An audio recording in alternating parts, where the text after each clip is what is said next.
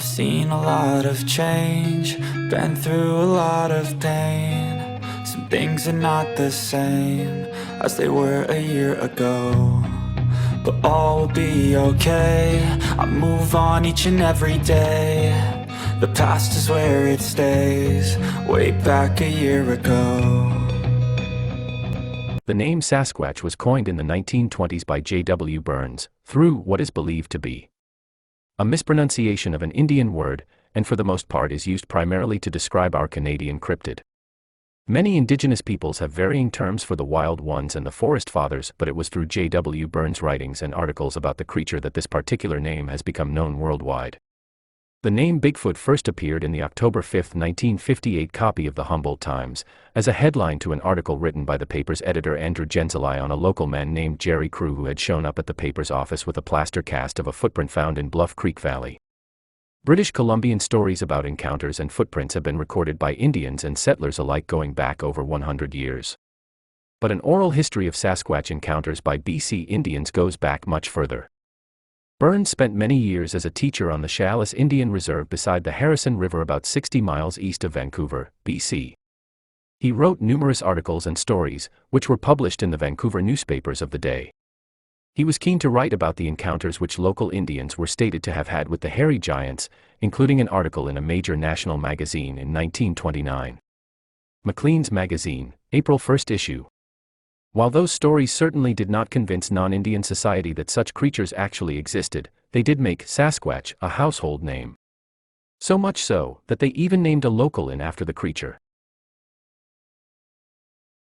Introducing BC's Hairy Giants by J.W. Burns. This is my collection of strange tales about British Columbia's wild men as told by those who say they have seen them. Are the vast mountain solitudes of British Columbia populated by a hairy race of giants? Men. Not apes. Reports from time to time, covering a period of many years, have come from the hinterlands of the province, that hairy giants had been occasionally seen by Indian and white trappers in the mountain vastnesses, far from the pathway of civilization. These reports, however, were always vague and indefinite, for the reason that no person could be found, or, at least, nobody came forward with the information that they had obtained a close-up view of these strange creatures. Persistent rumors led the writer to make diligent inquiries among old Indians. The question relating to the subject was always, or nearly always, evaded with the trite excuse, "The white man don't believe, he make joke of the Indian." But after 3 years of plotting, I have come into possession of information more definite and authentic than has come to light at any previous time. Disregarding rumor and hearsay, I have prevailed upon men who claim they had actual contact with these hairy giants, to tell what they know about them. Their story is set down here in good faith. Peter Williams lives on the Chehalis Reserve. I believe that he is a reliable as well as an intelligent Indian. He gave me the following thrilling account of his experience with these people. Peter's encounter with the giant.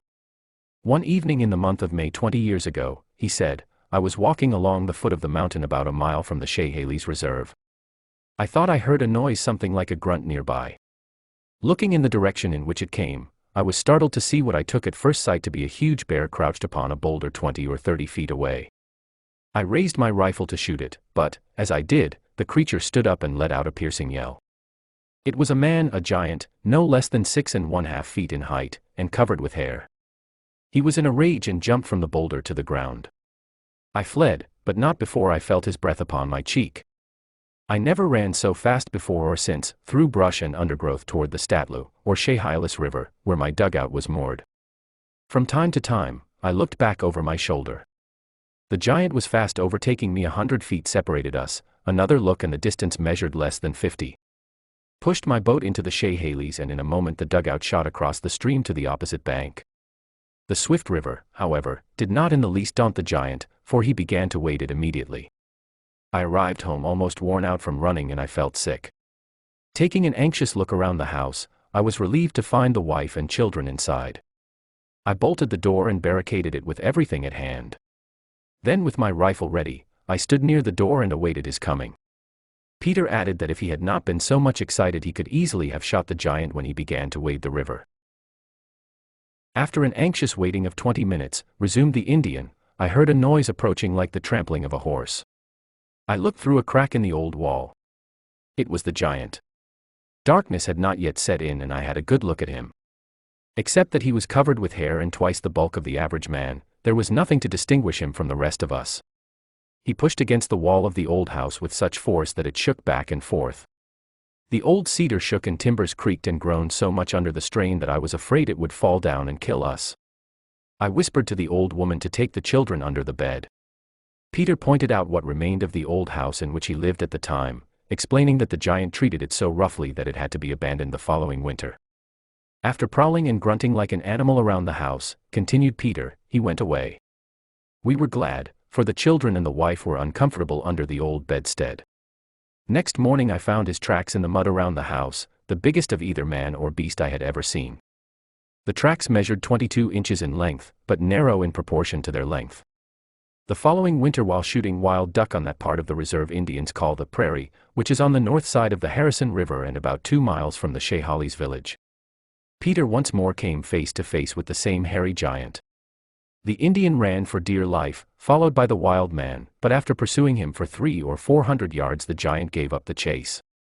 Old village Indians, who called upon Peter to hear of his second encounter, nodded their heads sagely, shrugged their shoulders, and for some reason not quite clear, seemed not to wish the story to gain further publicity. On the afternoon of the same day another Indian by the name of Paul was chased from the creek, where he was fishing for salmon, by the same individual.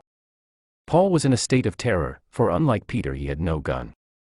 A short distance from his shack the giant suddenly quit and walked into the bush.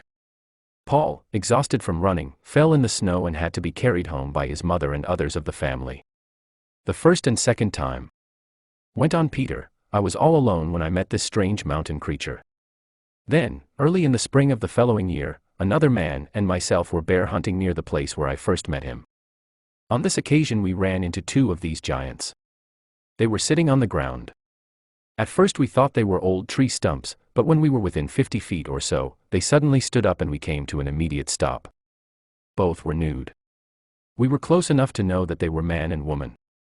The woman was the smaller of the 2, but neither of them as big or fierce-looking as the giant that chased me. We ran home, but they did not follow us. The Indian house that was wrecked by Peter's giant. One morning, some few weeks after this, Peter and his wife were fishing in a canoe on the Harrison River, near Harrison Bay. Paddling round a neck of land they saw, on the beach within 100 feet of them, the giant Peter had met the previous year. We stood for a long time looking at him. Said the Indian, but he took no notice of us. That was the last time, concluded Peter, I saw him. Peter remarked that his father and numbers of old Indians knew that wild men lived in caves in the mountains, had often seen them. He wished to make it clear that these creatures were in no way related to the Indian. He believes there are a few of them living at present in the mountains near Agassiz. Charlie Victor's story. Charlie Victor belongs to the Squaw Reserve near Chilliwack. In his younger days he was known as one of the best hunters in the province and had many thrilling adventures in his time. Did he know anything about the hairy ape-like men who were supposed to inhabit the distant mountains? Charlie smiled, and answered that he had had a slight acquaintance with them. He had been in what he thought was one of their houses. And that is not all, said he. I met and spoke to one of their women, and I shot. But let Charlie tell the story himself. The strange people, of whom there are but few now, rarely seen and seldom met, said the old hunter, are known by the name of Sasquatch, or the hairy mountain men. The first time I came to know about these people, continued the old man, I did not see anybody.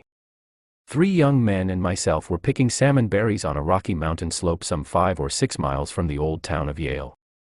In our search for berries we suddenly stumbled upon a large opening in the side of the mountain. This discovery greatly surprised all of us, for we knew every foot of the mountain, and never knew nor heard there was a cave in the vicinity. Outside the mouth of the cave there was an enormous boulder. We peered into the cavity but couldn't see anything. We gathered some pitchwood, lighted it and began to explore. But before we got very far from the entrance of the cave, we came upon a sort of stone house or enclosure. It was a crude affair.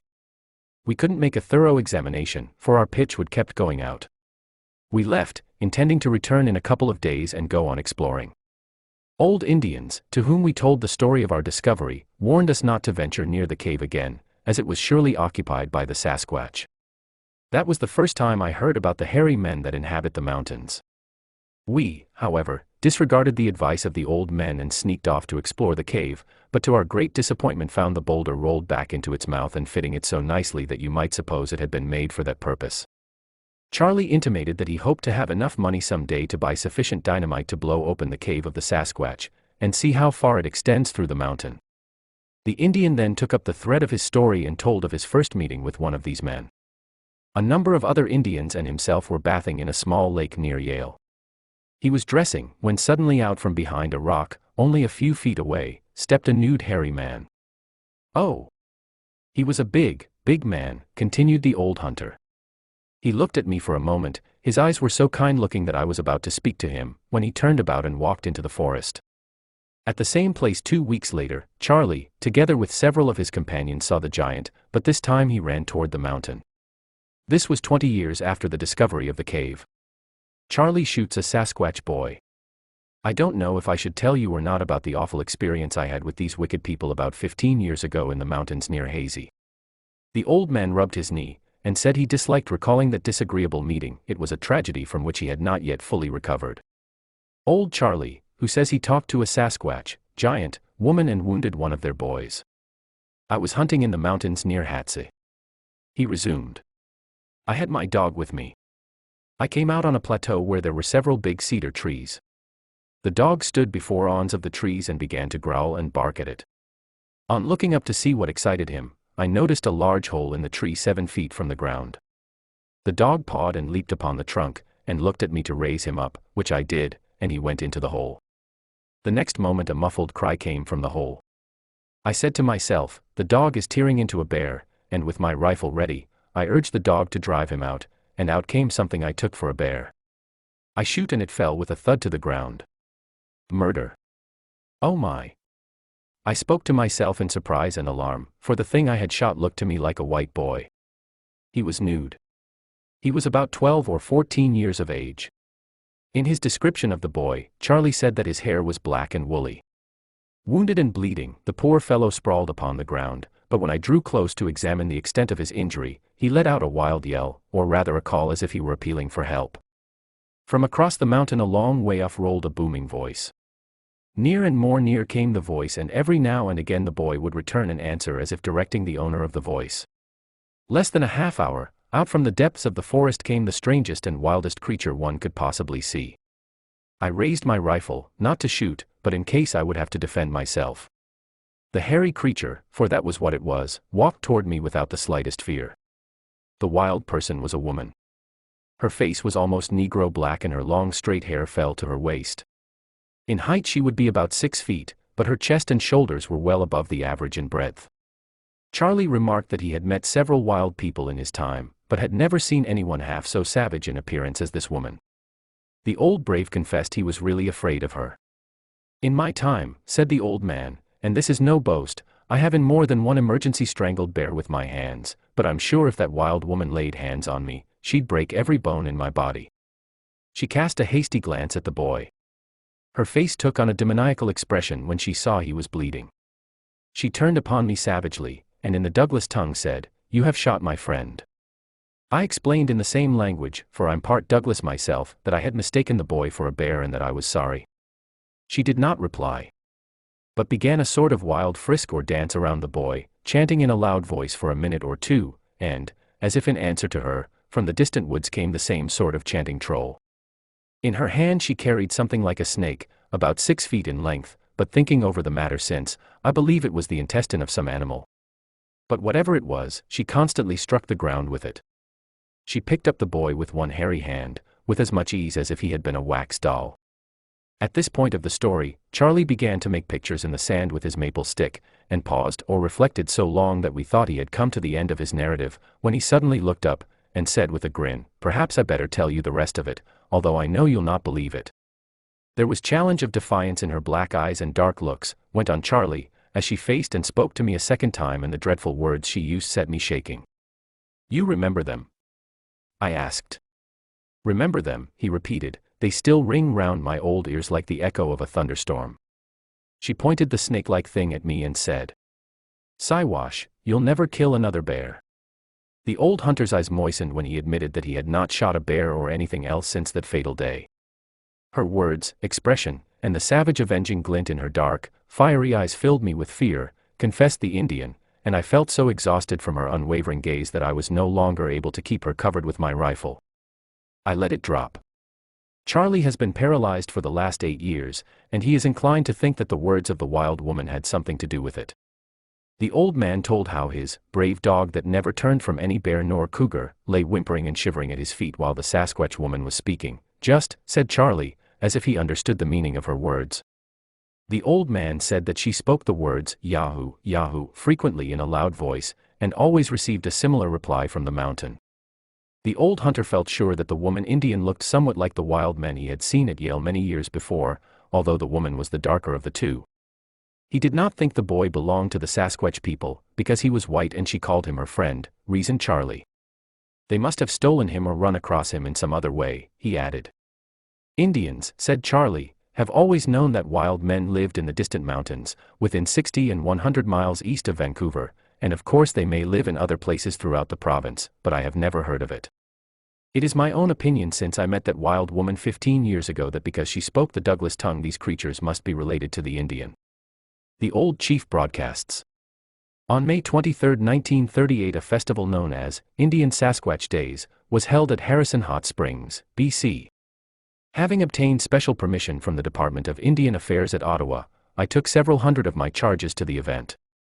Unfortunately, in his opening speech over the radio, a very prominent official of the British Columbia government made a bad slip, thus offending all the Indians present who understood English. After a few preliminary remarks, this personage went on, "Of course, the Sasquatch are merely legendary Indian monsters. No white man has ever seen one and they do not exist today in fact." Thereupon his voice was drowned by a great rustling of buckskin garments and the tinkling of ornamental bells as, in response to an indignant gesture from old Chief Flying Eagle, more than 2,000 red men rose to their feet in angry protest. Chief Flying Eagle then stalked across to the open space where the speaker stood, surrounded by important dignitaries and others. Absolutely ignoring the entire groups, Chief Flying Eagle turned to the microphone and thundered in excellent English. "The white speaker is wrong. To all who now hear I say, some white men have seen Sasquatch. Many Indians have seen them and spoken to them. Sasquatch still all around here. I have spoken." The chief then strode back to his place and signed to the other Indians to sit down, leaving behind him the government spokesman whose face was exceedingly red. I was one of the party gathered about the microphone and immediately said a few words over the loudspeakers to appease the angry Indians.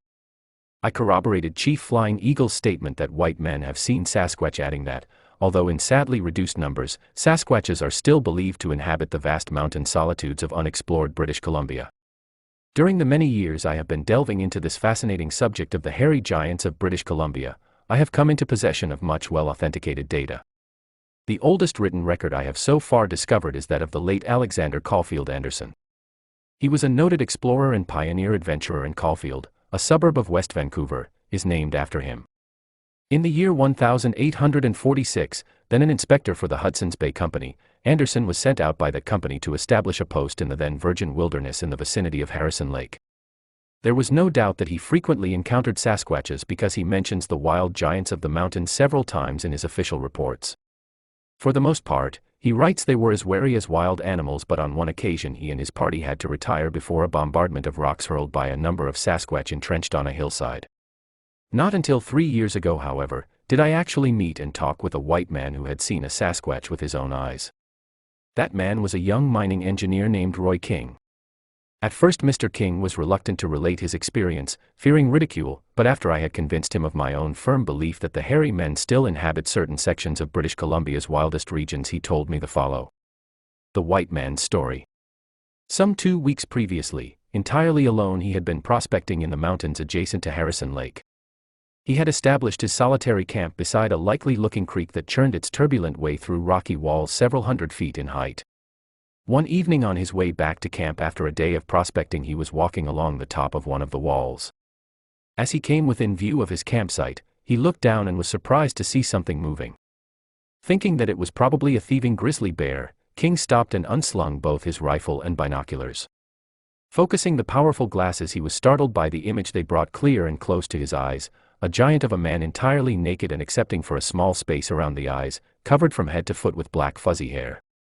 The monster was interestedly examining the prospector's personal belongings.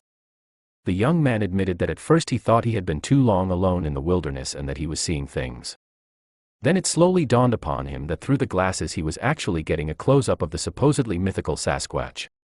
Thereupon he did the most sensible thing he could think of, stood perfectly still and quiet watching through his binoculars until a few minutes later, the giant strode off. Roy King then made his way slowly and cautiously down to his camp. He found that most of his possessions had been moved, but nothing had been taken away. Mr. King's story bears out what the majority of the Indians maintain, that the wild giants are neither belligerent nor thieves. On occasion, however, they will purloin food when hungry. Last fall, an Indian named Paul and his squaw were returning from a duck hunt carrying some half-dozen waterfowl they had bagged. Suddenly a Sasquatch stepped quietly out of the thick bush on one side of the trail and stood directly in their path. Utterly terrified, Paul and his wife dropped the birds and took to their heels. Some time later, accompanied by other Indians, they cautiously returned to the spot. But the Sasquatch had gone, and so had the ducks. Another Indian named Frank Dan, who asserts that he has seen the Sasquatch on many occasions, told me that one night peering half-hidden from a window, he watched a Sasquatch take 2 salmon from the branches of a small tree beside the house where he, Dan, had hung them to keep fresh until morning. Again on a Sunday about a year ago, when most of the natives were at church, a Sasquatch entered the village and seeing that all was quiet and nobody apparently about, went into one of the houses. An Indian who had stopped at home saw the wild men come out burdened with loaves of bread and smoked salmon. Perhaps the strangest and most terrifying experience any Indian has had with the Sasquatch is that related by an Indian woman named Seraphine Long. Now very old, Seraphine claims that many years ago when she was a young girl, she was kidnapped by a wild giant and lived in the haunts of the hairy monsters of the mountains for close on a year. She has told me the story many times, and I have set it down as nearly as possible in her own words. What happened to Seraphine Long? Before doing so, however, I should explain that among the native of Canada, both Indians and Eskimos, there is a shortage of marriageable girls. Probably a similar condition exists among the Sasquatch, thus explaining the action of the wild giant in this case. I should also like to add that although her present-day photograph hardly bears this out, the evidence of her contemporaries goes to show that in her girlhood, Seraphine Long was considered one of the most comely girls in her tribe. Here is the story. I was walking toward home one day many years ago carrying a big bundle of cedar roots and thinking of the young brave Qualic, Thunderbolt, I was soon to marry. Suddenly, at a place where the bush grew close and thick beside the trail, a long arm shot out and a big hairy hand was pressed over my mouth. Then I was suddenly lifted up into the arms of a young Sasquatch. I was terrified, fought, and struggled with all my might. In those days, I was strong. But it was no good, the wild man was as powerful as a young bear. Holding me easily under one arm, with his other hand he smeared tree gum over my eyes, sticking them shut so that I could not see where he was taking me. He then lifted me to his shoulder and started to run. He ran on and on for a long time, up and down hills, through thick brush, across many streams, never stopping to rest. Once he had to swim a river and then perhaps I could have gotten away, but I was so afraid of being drowned that I held on tightly with my arms about his neck. Although I was frightened I could not but admire his easy breathing, his great strength and speed of foot. After reaching the other side of the river, he began to climb and climb. Presently the air became very cold. I could not see but I guessed that we were close to the top of a mountain. At last the Sasquatch stopped hurrying, then he stooped over and moved slowly as if feeling his way along a tunnel. Presently he laid me down very gently and I heard people talking in a strange tongue I could not understand. The young giant next wiped the sticky tree gum from my eyelids and I was able to look around me. I sat up and saw that I was in a great big cave. The floor was covered with animal skins, soft to touch and better preserved that we preserved them. A small fire in the middle of the floor gave all the light there was. As my eyes became accustomed to the gloom I saw that beside the young giant who had brought me to the cave there were 2 other wild people, a man and a woman. To me, a young girl, they seemed very old, but they were active and friendly and later I learned that they were the parents of the young Sasquatch who had stolen me. When they all came over to look at me I cried and asked them to let me go. They just smiled and shook their heads. From then on I was kept a close prisoner, not once would they let me go out of the cave. Always one of them stayed with me when the other 2 were away. They fed me well on roots, fish, and meat.